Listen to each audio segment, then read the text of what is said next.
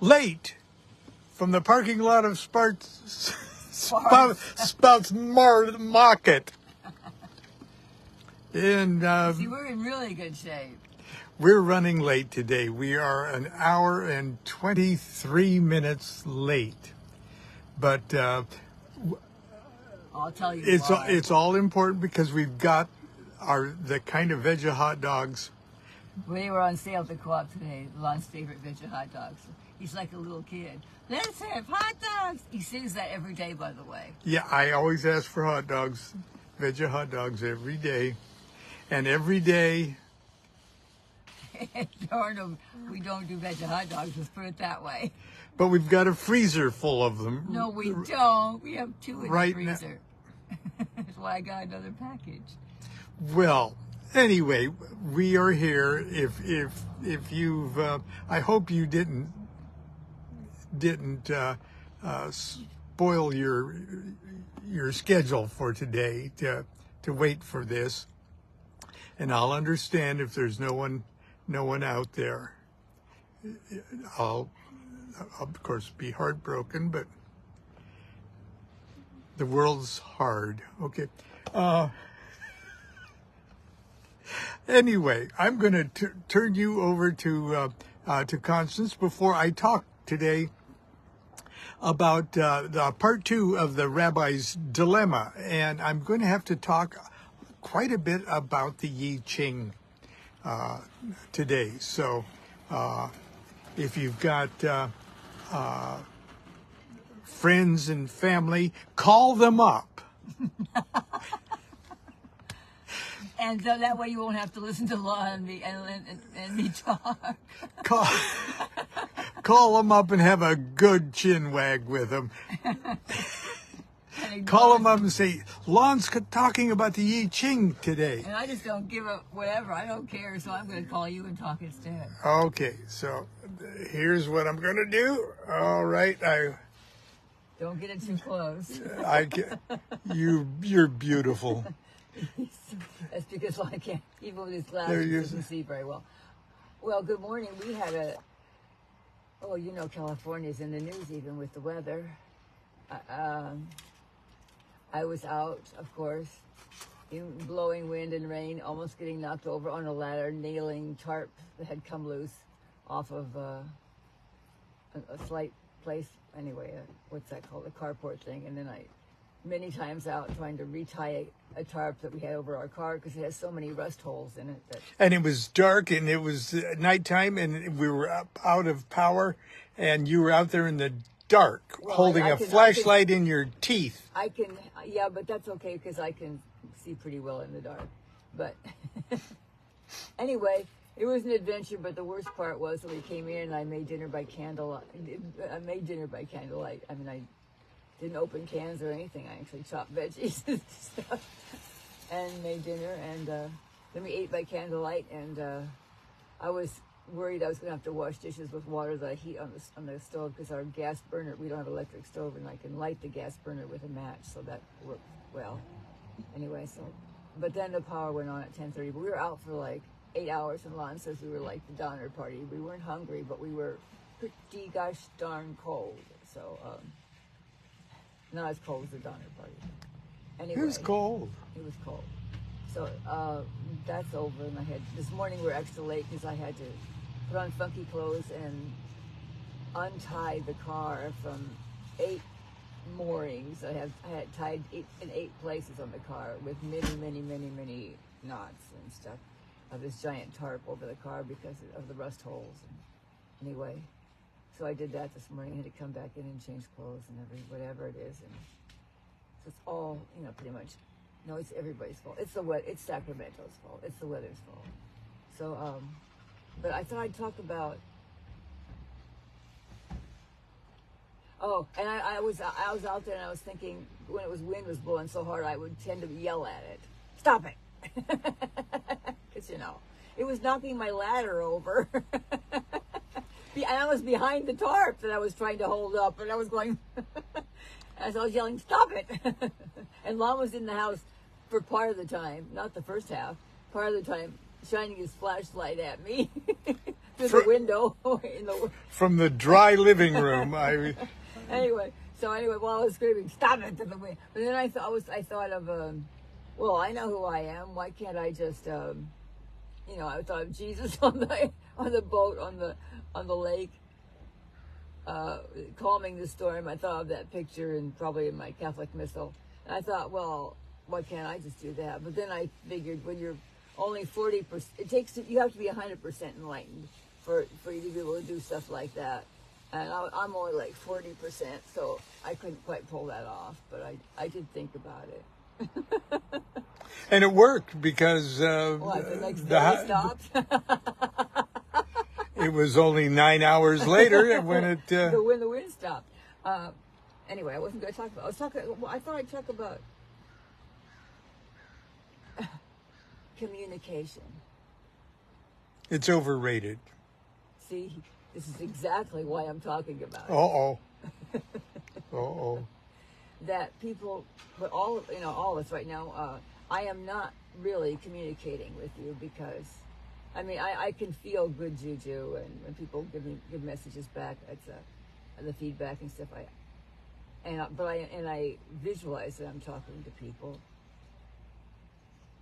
that I'm communicating with people, but I'm actually just talking to you. A conversation or communion between people requires both people to listen, and first of all, and the person who's talking should try to say something that they think, I hate to say this because it's really making me sound like I'm on an ego trip, opening my mouth and saying anything, but that people should try to say something that's true, or true to them at that moment. Because let's face it, hopefully, when I'm 60% enlightened, my truth level will increase by 20%.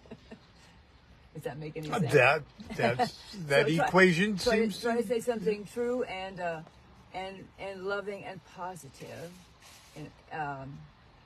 and people are having a hard time right now because the pandemic didn't help. But even before that, everybody's on their phone typing, messages in that are just barely messages to people, and they think they're communicating with people, but they aren't really. And this is proven because when people get together or on the street without, talking, when you're not talking to them, a stranger on the street or in a store or somewhere else, it's hard for people to want to communicate. Sometimes people seem less friendly, but they just don't know how anymore. People don't even say good morning when you ask them. You meet them on the sidewalk and say good morning, and they don't even answer. And some people do, but it's getting worse and worse because people don't know how to talk to anything except their computer and their phones. And so don't imagine that you're actually communicating with people that way. You're getting something through, because I'm not imagining that I'm going to get my message completely through. Because ideally, I would like somebody to be sitting here like at class, and we all have feedback and something to say about that, and something to contribute about that. That would help me understand it more, what I'm talking about. But anyway, because communication is communion. And don't think that you're going to have communion with the universal purpose, or whatever you want to call it, God, or Mabuba, the frog god. Don't think that you're going to have communion with that without union with the many. Yeah. It has to. In fact, I think it goes that way first, and then that automatically you see what you're looking for up there in the many. That's why at our Gnostic Mass, when people consume the communion, they face the deity part of the thing. But when they're finished communicating, they turn around and they say there is no part of me, there's no other gods, and affirm their communion with the congregation, with the others. So you can see that communicate. It goes both ways. Yeah. So if you want communion with up there, you have to at the same time. Really, it looks like there's some kind of order to it, but it has to happen at the same time. So. Amen. Amen. So anyway, try to, as much as we're all on our phones and talking like I am to you, or realize that you're just talking. And that even if you get feedback from people, it's really not the same as true communication. And try to have a little more of that, and see. And when you're listening to what somebody says, try to reinterpret it as if you're hooked up to the Holy Spirit or the translator or whatever. So don't try to think the worst of what someone is saying. Try to get the best out of it, because whatever you're imagining they're saying, it's what your feedback is going to be. So you don't want that. You want to get good feedback. Right. Give good feed. Why, yes, I guess I am an asshole. What? That's not good feedback. No, I'm only teasing. I don't know what that even meant. Well, I'm thinking the best of what people tell me. What? I'm still lost. Okay. Well, I'm just going to say... We're not communicating. Obviously, we're not. That's why I started this conversation, because I was trying to talk to Lon for 50 years and realized I used to think he was actually hearing any of it. It's not because he's deaf like he is now. He's getting deaf. It's not that. It never got in because he's in there and kind of has, he has other things to think about besides that. Not really. Well, anyway. Not really. But so have some communion with... Not really, Doctor. have some communion with other people, and not just on your phone and computer this week.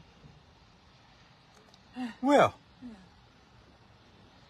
yeah. There it is. There it is. I have nothing else to say. I'm going to go buy some green. I have to say, you untied how many knots to get the car free this morning? I thought I was going to have to do 64, but I don't think I did that many, because there's still many knots there. I was very strategic in the knots that I untied, and I got the giant tarp loose. It was quite heroic, and the car is relatively dry this morning. There's only a little bit. Somehow we don't know how that got in, but it was so windy that, well, obviously the tarp blew off a couple of times, so. Because the hooks were useless. Anyway. Okay, my hand just fell asleep. Hold it. I know I've been talking too much because you won't turn it around. Turn it around. Okay. Turn it around, honey. All right, thank you, dear. I'm going to try to not press finish. Hello. You see I'm wearing my National Trust hat, because I'm green today. Thank you, dear. I guess you don't have to get us hot dogs, because... No, I need to get green things today. The co-op's green things are good, but too expensive. Okay, and you will give me a haircut later on this month, right? For my birthday. For your... Bye-bye, sweetie. Have a good day. Bye. At Easter, she always makes a cake and writes on the top of it, "Happy Easter, Lon." That only happened once, but it was true. Margaret made the cake, and Lon wrote "Happy Easter, Lon" on it. I decorated it. Okay, I've got to find a book here someplace. Here it is. Well, no, that was very nice, dear. Remember it later. I'll try to remember it later. What'd you say? Okay, yesterday I was talking about this is part 2 of the Rabbi's dilemma, and someone who's watching here just asked, is this Rabbi Lamed Ben Clifford? No, this is the rabbi I'm talking about in this story. Was what you would think of as a real rabbi who contacted me probably, let's see, I think now almost 30 years ago.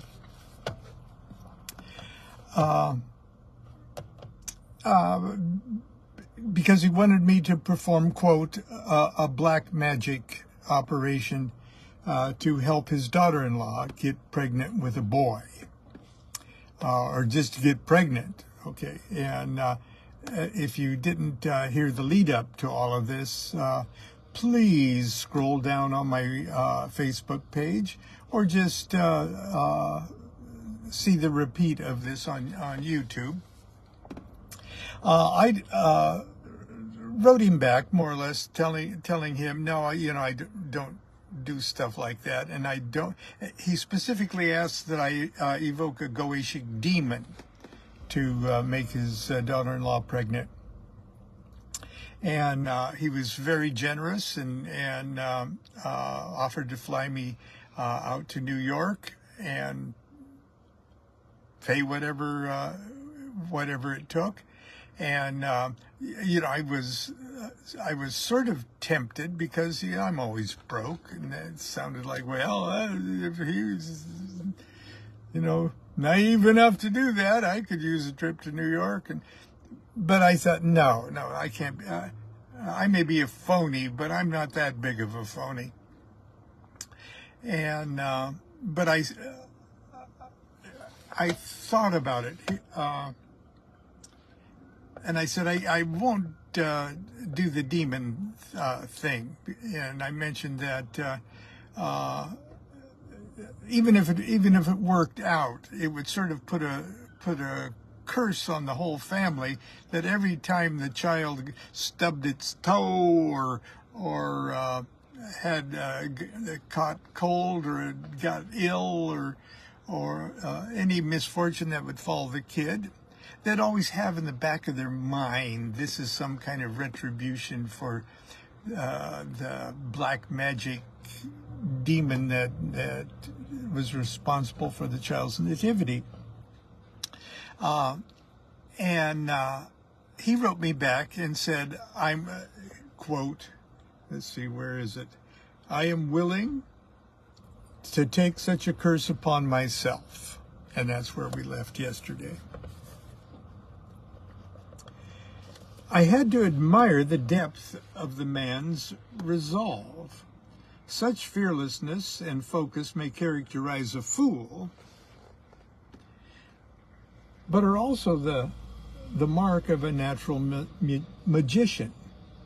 And I was beginning to realize that Ezriel, that's not his real name, but I refer to him as this, had already set into motion the magical forces that would make Sarah pregnant.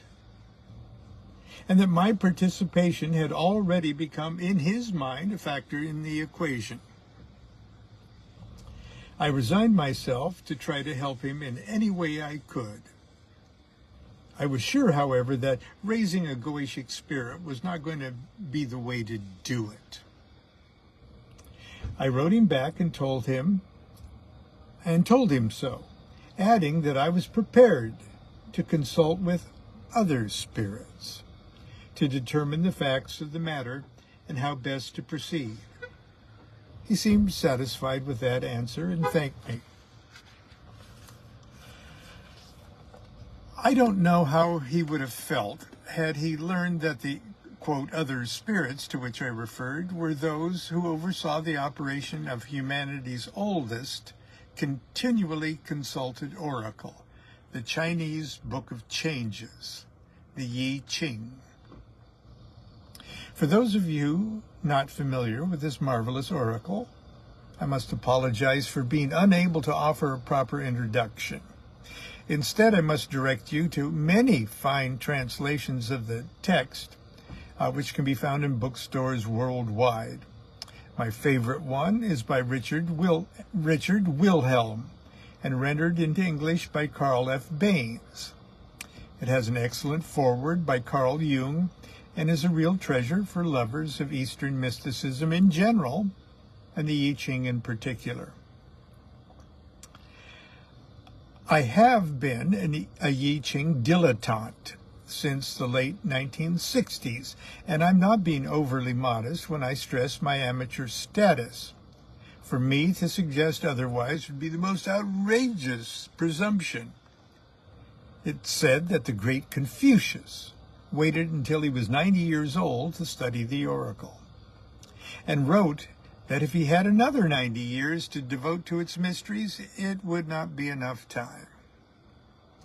I've discovered, however, that even a superficial familiarity with the images suggested by the ever-changing lines of its 64 hexagrams can provide profound insights into questions and issues ranging from the mundane to the sublimely spiritual.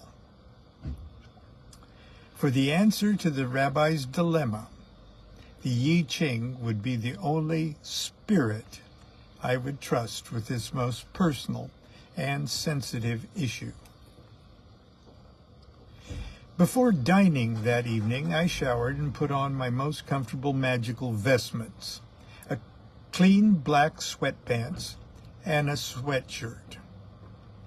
I took my Wilhelm Baines translation from the top shelf of my bedroom closet and unwrapped it. Tradition suggests that when not in use, the oracle should be stored high above one's head and wrapped in white silk. I placed it on a small table near the south window of my bedroom temple. I lit a stick of incense and placed it in a holder and tray on the floor just north of the table.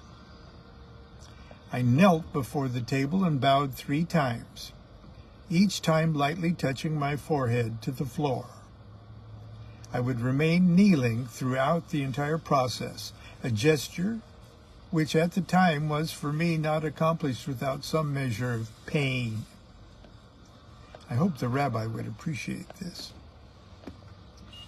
I unwrapped a bundle of 50 dried yarrow stalks, and holding them in my right hand, rotated them clockwise 3 times in the incense smoke, while I asked the question out loud.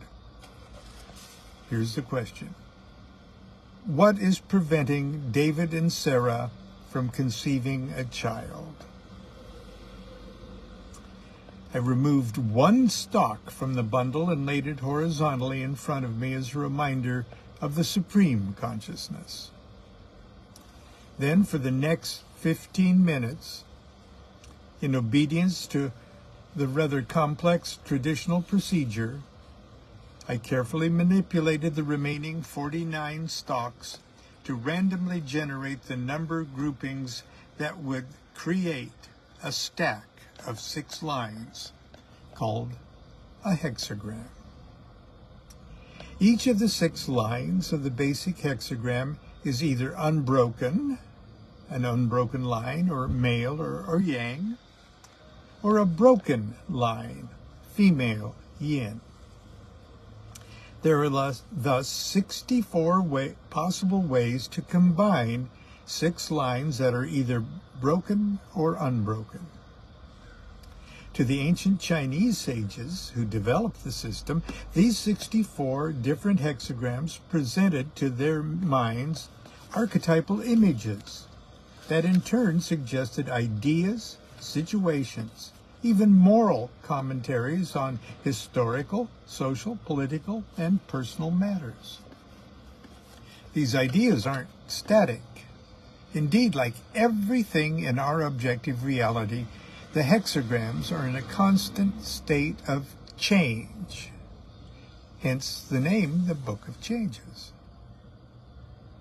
Consequently, depending upon the nature of the answer, any one of the 6 lines of any given hexagram may be in the process of changing or moving into its opposite. In other words, each line of the hexagram can be one of 4 varieties. An unbroken line, male or yang.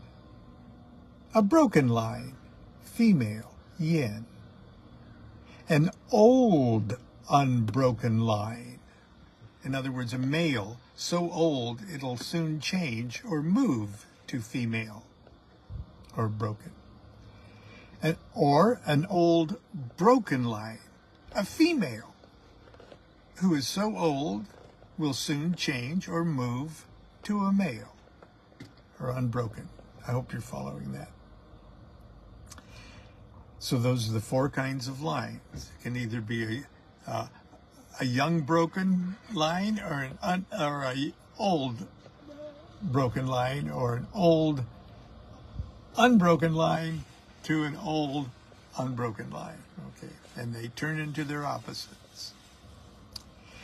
The text of the I Ching provides specific commentaries for each hexagram and for each of the moving lines of the hexagrams. For the reader who may feel hopelessly confused at this point, let me just briefly summarize. While it's possible, using the traditional Yarrow stock method, to arrive at a hexagram containing no moving lines at all, in most cases, the person asking the question receives the answer in 3 stages. The primary hexagram and its commentary, that usually paints a picture of the conditions surrounding the present situation, or the commentary or commentaries on the moving line in particular, or the lines, moving lines if you got more than one, which usually points to the aspect of the situation that is currently changing or is about to change. So you got a hexagram first. You read the commentary on that. That's sort of the general situation.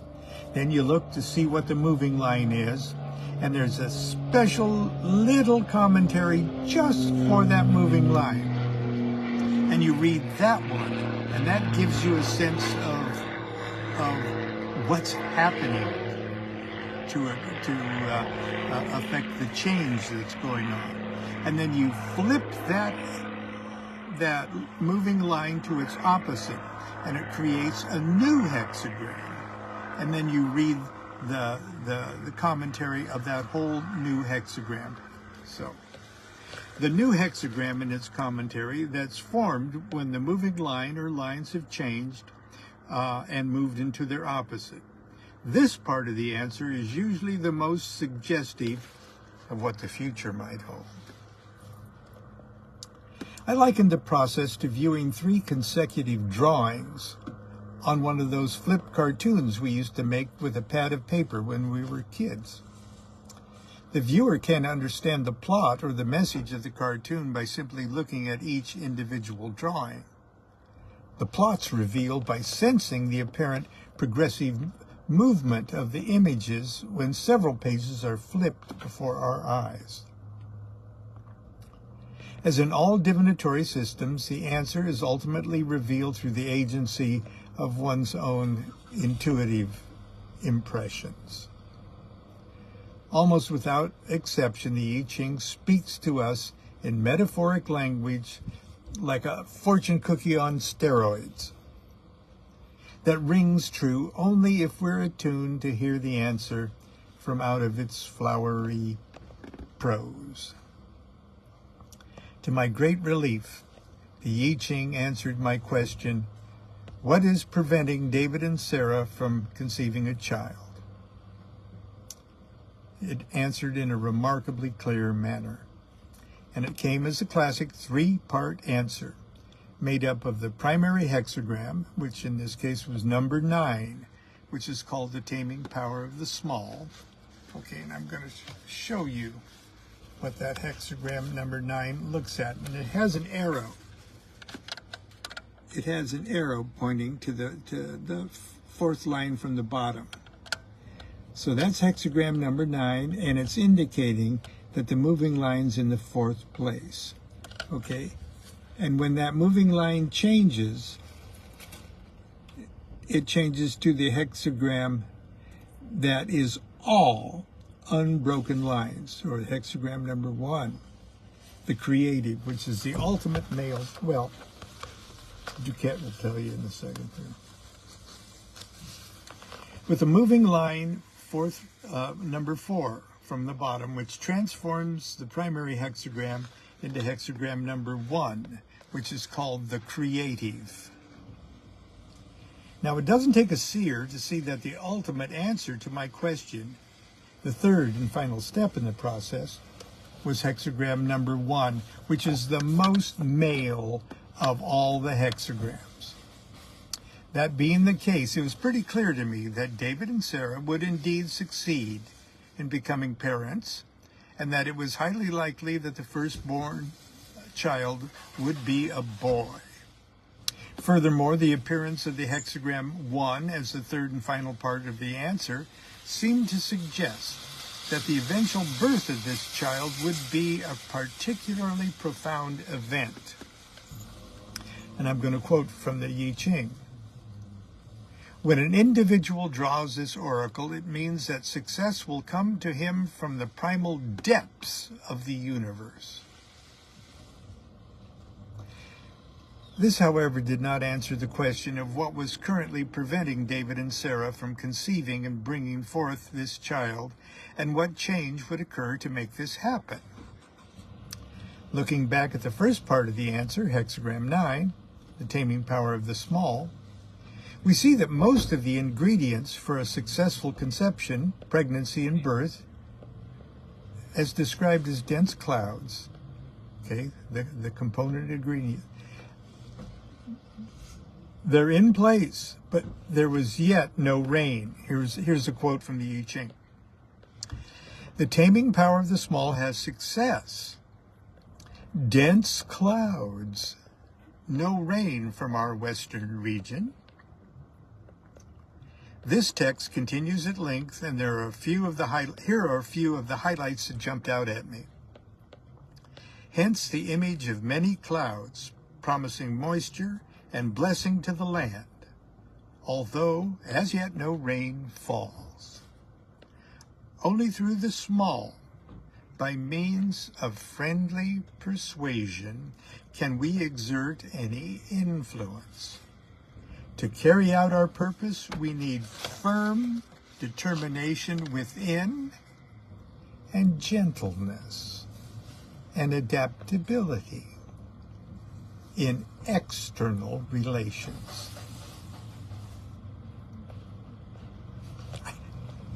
I love this shit.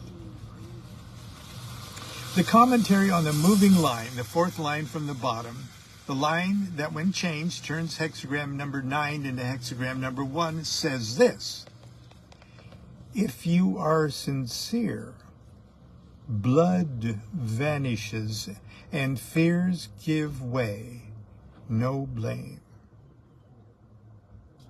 Now, I'm certainly not a marriage counselor, and I couldn't say for sure if it was David or Sarah who was going to need to learn a lesson in, quote, gentleness and adaptability in external relations, unquote.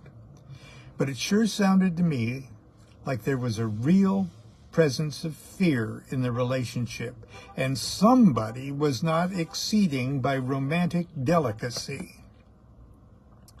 In any case, if David had inherited even a small measure of his father's somber insensitivity and inflexibility, Sarah just might be under a lot of emotional pressure, perhaps even enough to prevent conception.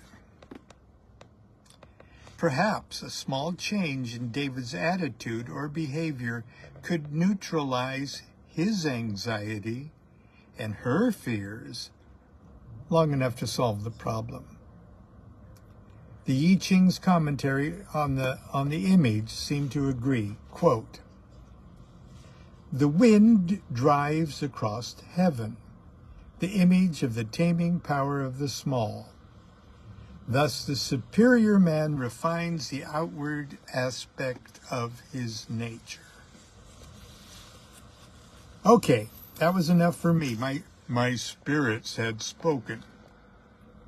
I was confident that Sarah and David would have a son and that Israel would be a grandfather, that the ageless traditions of that East Coast fairy tale community would go on at least one generation more if David could just become a superior man and refine the outward aspect of his nature. In bed. I wrote Israel and told him that I consulted with my spirits, that I was assured that a man-child would be born to David and Sarah if David made the effort to be gentle and charming to Sarah prior to making love.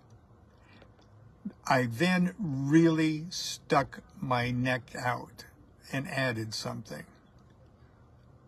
And this surprised me too. I didn't even know why I was doing it. It just flew off my fingertips onto the keyboard, onto his letter. I added this. The child will be conceived at the moment they lie laughing in each other's arms. To tell you the truth, I don't know why I added that last part. It just came to me like I was momentarily possessed by some Fiddler on the Roof character.